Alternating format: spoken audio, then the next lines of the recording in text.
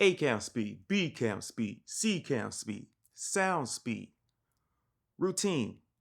Routine is the thing that helps me keep moving forward, especially in times like this where work's a bit more slow. So, to keep my sanity, I really, really need my routine. Now, even though I need my routine a great deal, I am not strict to my routine. I'm constantly changing it up according to what my body is calling for and what my mind is calling for. I tend to really listen to my body and mind more than ever these days. And I also talk about my routine a great deal to like minded people to really pick their brains about stuff and also share information. I like to share, obviously, the things that work for me, but I also like to hear what works with others so I can kind of see if that will work with me or not. Part of my morning routine used to be first thing I would do is rehydrate myself, do some pull ups, then drink a cup of coffee, make my bed, and then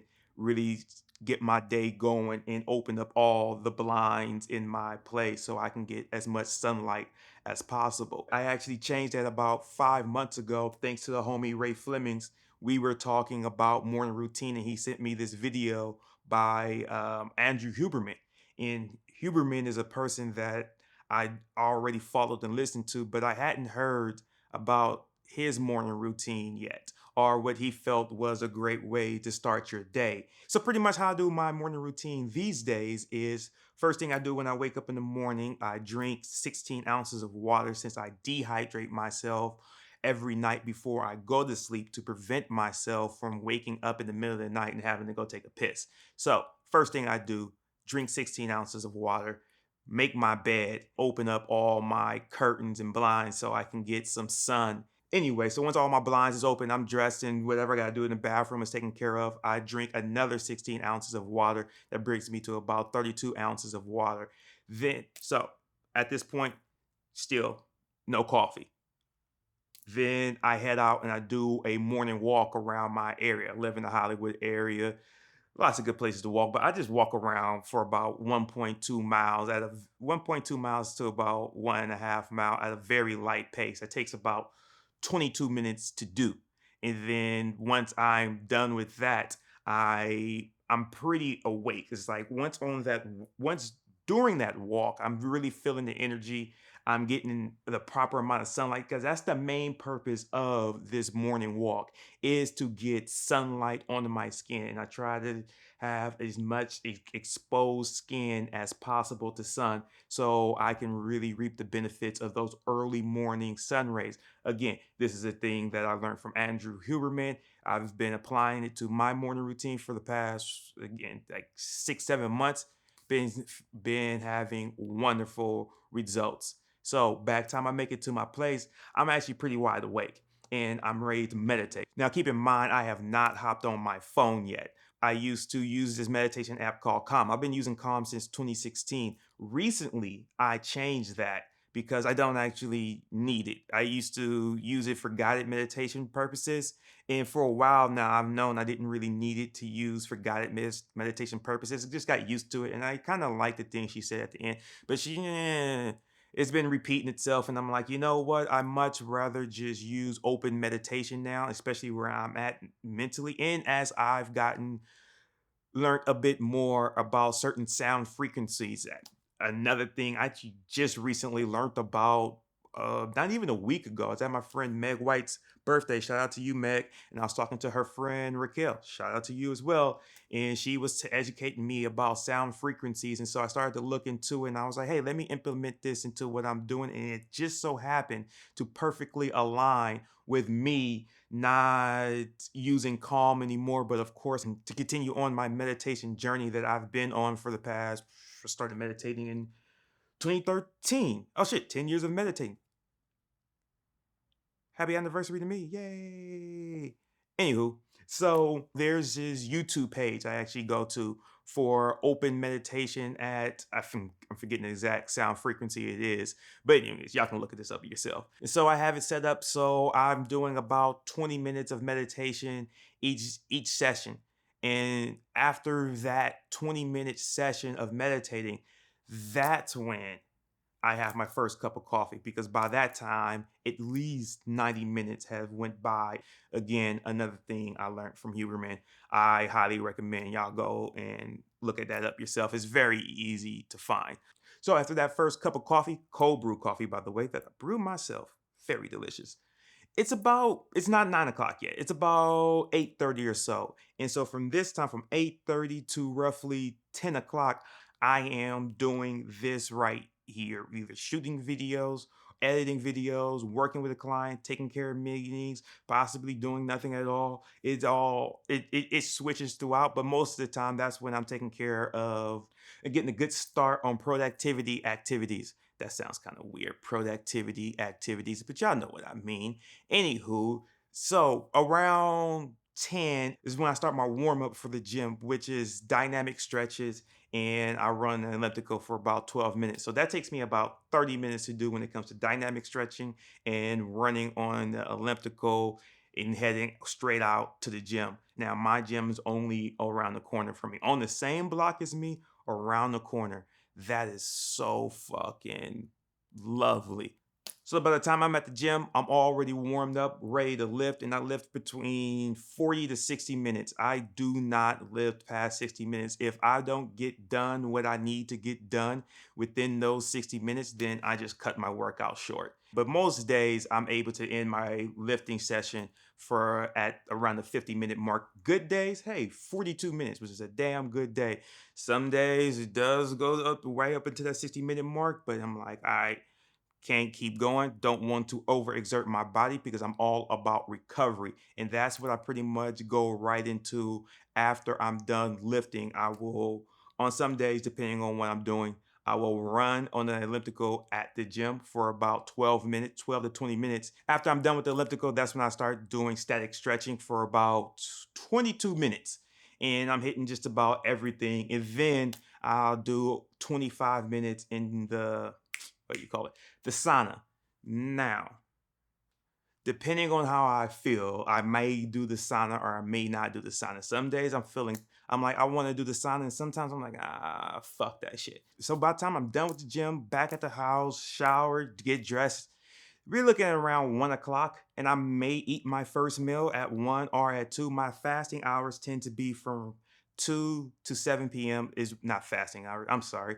My eating window tends to be between 2 p.m. and 7 p.m. every day. That's how I intermittent fast. I shut my eating down at 7 p.m. and I don't eat again until 2 p.m. Now, this changes sometimes depending on what I'm doing that day. I may push it a bit later. I may eat a bit earlier. Again, it all depends on how I'm feeling.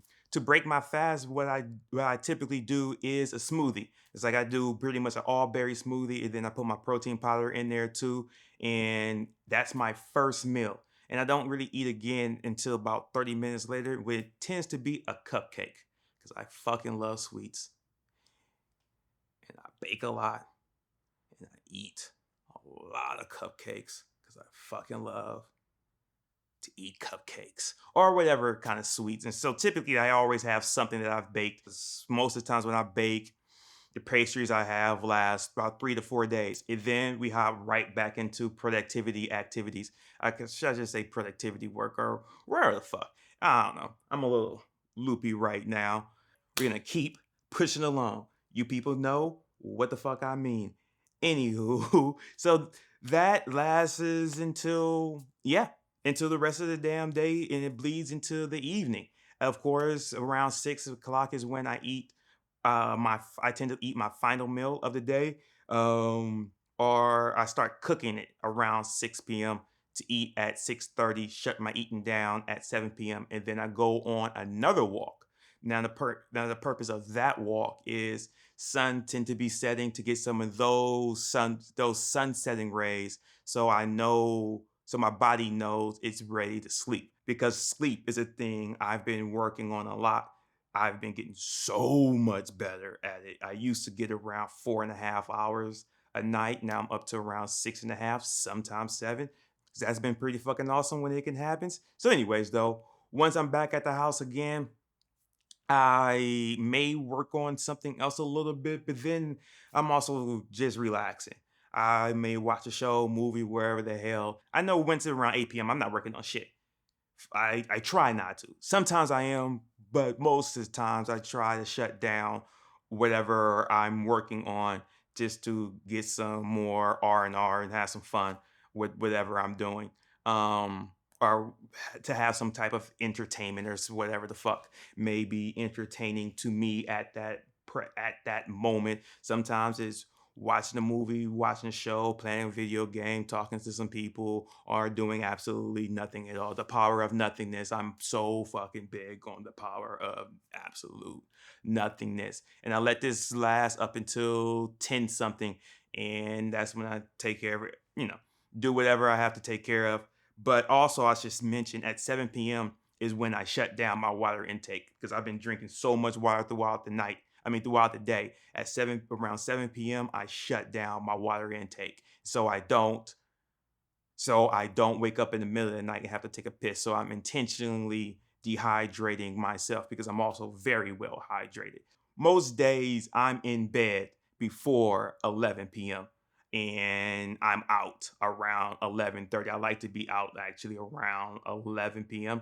That is an ideal situation where it's just like, okay, sleep at 11 p.m., waking up at 6:17 a.m. But sometimes it changes. Except for waking up at 6:17 a.m. seems like my body's always like, you're gonna be fucking up at 6:17 a.m. You're welcome, Skyler. And I'm like, you motherfucker, you. That's my day from day to day. Now, again, that's how it's structured, but it always changes. But because I have it structured this way, there's so much room for me to make adjustments as depending on what day it is. And as the day goes on, it's not like any of these things, well, most of them, it's not like I have to do it because I don't go to the gym every day. Do go most days, but I don't go to the gym every day. I do intermittent fast every day. I don't go to sleep at the same time every day. Every now and then, I will go out a bit later than I typically do.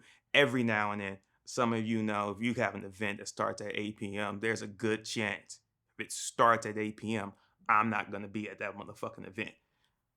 I like my early events. I mean, come on now. What are we doing in the daytime anyway? Like, why does things have to be so fucking late at night? What are we doing, people?